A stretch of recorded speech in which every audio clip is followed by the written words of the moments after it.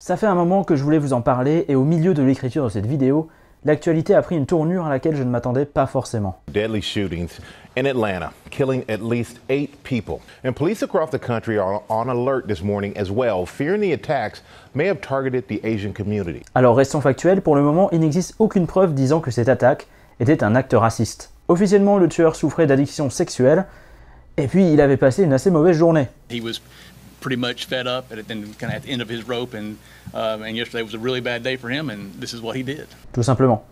Et même si la fusillade n'était peut-être pas motivée par la haine, l'hypersexualisation des femmes asiatiques y est pour beaucoup. Comme quoi, les stéréotypes peuvent avoir de lourdes conséquences. Mais au final, les intentions importent peu. C'est l'attaque de trop pour une communauté qui fait face à des violences depuis plus d'1 an et qui se sent rejetée depuis plus d'1 siècle. Aujourd'hui, les Asiatiques ont peur et cette fusillade est une opportunité pour parler d'un problème qui est resté invisible pendant bien trop longtemps. Car derrière les hashtags et les posts Instagram que vous voyez peut-être passer, il y a un vrai phénomène de société qui existe depuis bien trop longtemps et que les Asiatiques doivent vivre tous les jours. Je vous explique tout.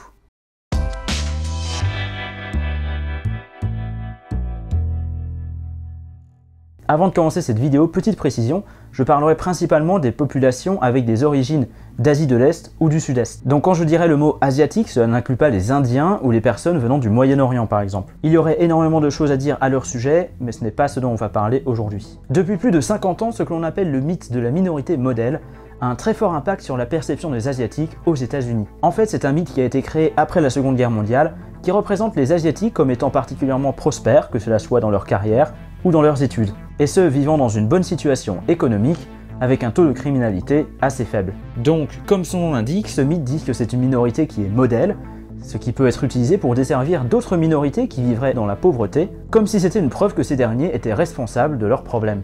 Mais en plus de nuire aux communautés noires ou latinos par exemple, il nuit principalement aux Asiatiques, même si ça peut sembler positif. À cause de ces stéréotypes, on ignore souvent les problèmes auxquels doivent faire face les Asiatiques, ainsi que l'existence d'un certain racisme systémique envers eux.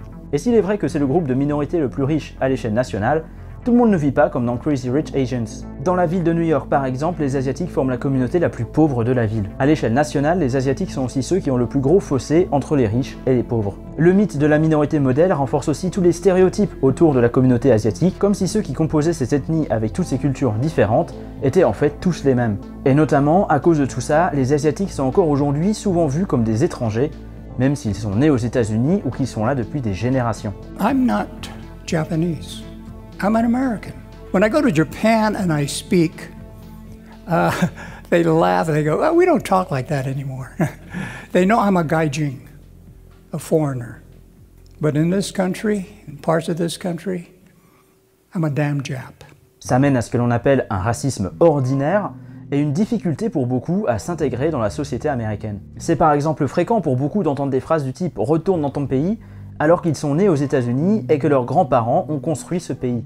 Et certaines blagues ou alors des questions innocentes, par exemple le fait de demander à un Asiatique s'il parle anglais, ça participe à ce sentiment de non-appartenance à son propre pays. An older gentleman stops, he pulls down his mask, looks at me, and says ni hao, which is hello in Chinese, and then ching chong, which is a racial slur that's been used for decades. And literally within like 5 minutes, a young man walks up right in front of me. He comes right up to my face and says, hey, do you speak English? Why would you assume that I don't speak English? Tell me. Et tout cela peut mener à des situations encore plus graves car à cause de ce mythe, les Asiatiques, notamment les personnes âgées, deviennent des cibles faciles pour les rackets ou les agressions. Car ils sont vus comme des personnes qui ont de l'argent et en plus comme des personnes qui vont pas forcément se défendre. Donc forcément, quand un virus venu de Chine a complètement changé nos vies, c'était facile pour beaucoup de trouver un bouc émissaire. I'd like to just ask the Chinese for a formal apology.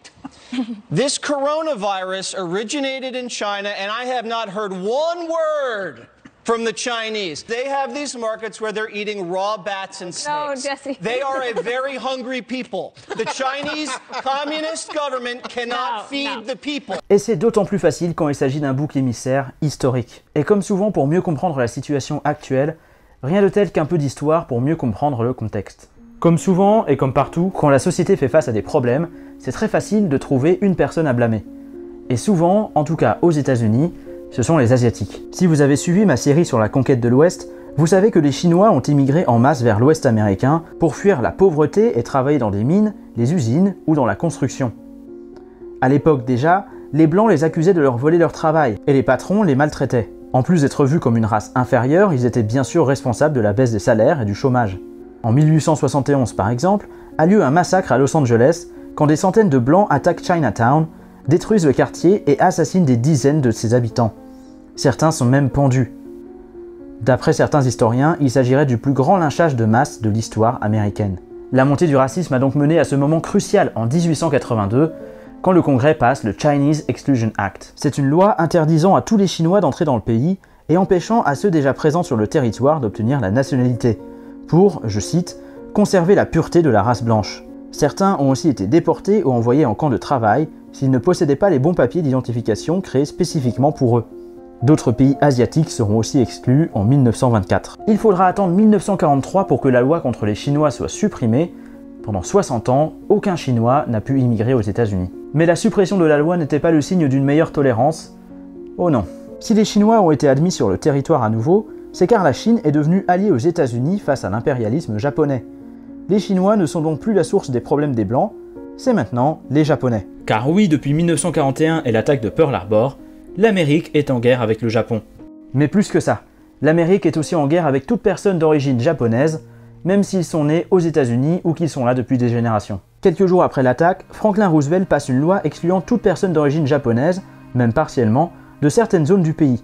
Puis plusieurs milliers de personnes sont placées dans des centres de détention où ils vivront entassés, souvent séparés de leurs familles, gardés par des soldats, dans des conditions insalubres. Well, in the evening that we arrived there, we were put into a bare barrack. Just a pot-belly stove in the corner and 4 walls. We slept that evening like cats and dogs do. We huddled together and kept ourselves warm. Pour les adultes, quand ils ne cultivaient pas des terres, ils faisaient du travail forcé. Officiellement, c'était pour les personnes soupçonnées d'espionnage. En réalité, c'était pour toute personne ayant ne serait-ce qu'un peu de sang japonais, y compris pour les enfants. Tout simplement, ce sont des camps de concentration.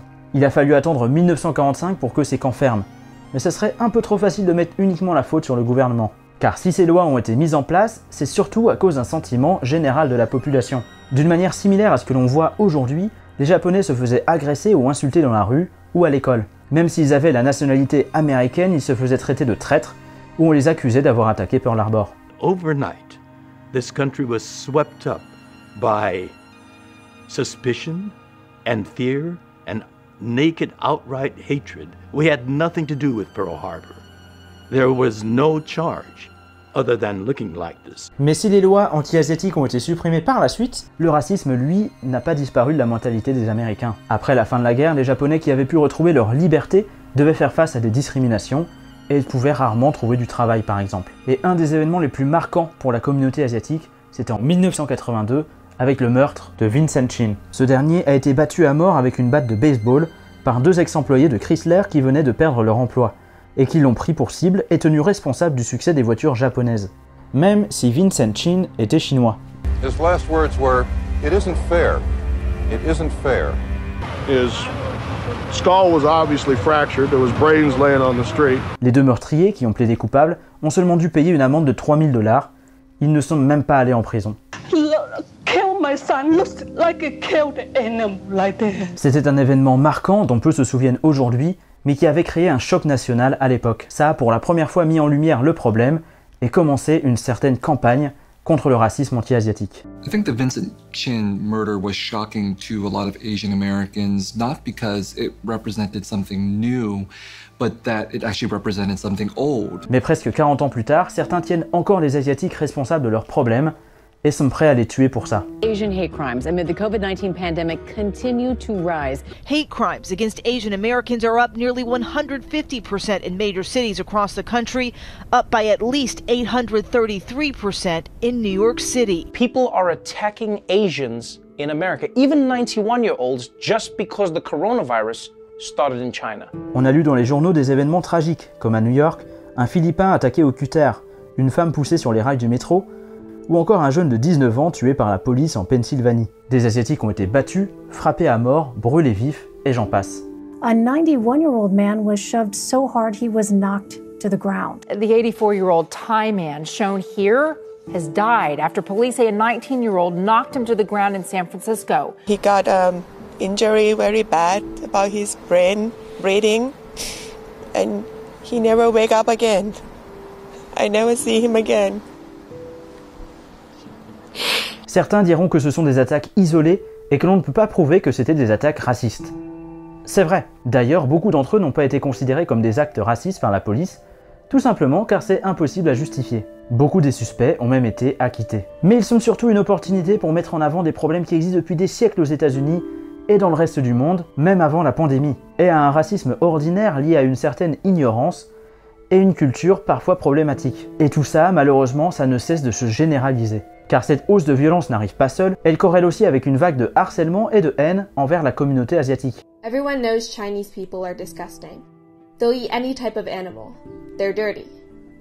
That's what my classmate said just days after the coronavirus outbreak started in the United States. Tout ça, ça laisse assez peu de doute sur l'origine de ces crimes en hausse. Et tout ça, ça arrive depuis mars, mais c'était pas vraiment couvert par les médias au début de la pandémie. Pour faire face à l'augmentation de ces incidents, et surtout pour faire entendre leur voix, l'association Stop AAPI Hate a été créée en mars dernier. Depuis sa création et jusqu'en février 2021, 3785 cas ont été déclarés, visant principalement les personnes âgées et les femmes. Quand on parle d'agression, on parle de personnes qui se sont faites cracher dessus, éternuer dessus, qui ont entendu des phrases du type « retournez chez vous » ou « vous êtes responsable du corona ». À New York, il y a même une femme qui s'est faite uriner dessus dans le métro. Need to leave. Oh, you need to. Not talking about you need to leave. What's wrong with you? Fucking Asian piece of shit. Get the fuck out of this world! Get the fuck out of this state! Go back to whatever fucking Asian country you belong in. Okay, you racist. Fucking bitch! This is not your place. This is not your home. We do not want you here. We don't want you here. That's why we elected President Trump. Et ça recense aussi bien sûr toutes les agressions physiques, comme celle dont on a parlé un peu plus tôt dans la vidéo. La dernière en date, c'était à New York. Une femme philippine s'est faite agresser devant un bâtiment, devant les agents de sécurité qui n'ont même pas réagi. This attack happened just steps from the heart of Times Square. A 65-year-old woman was walking to church when a man punched and kicked her. He also made anti-Asian statements telling the woman she didn't belong here.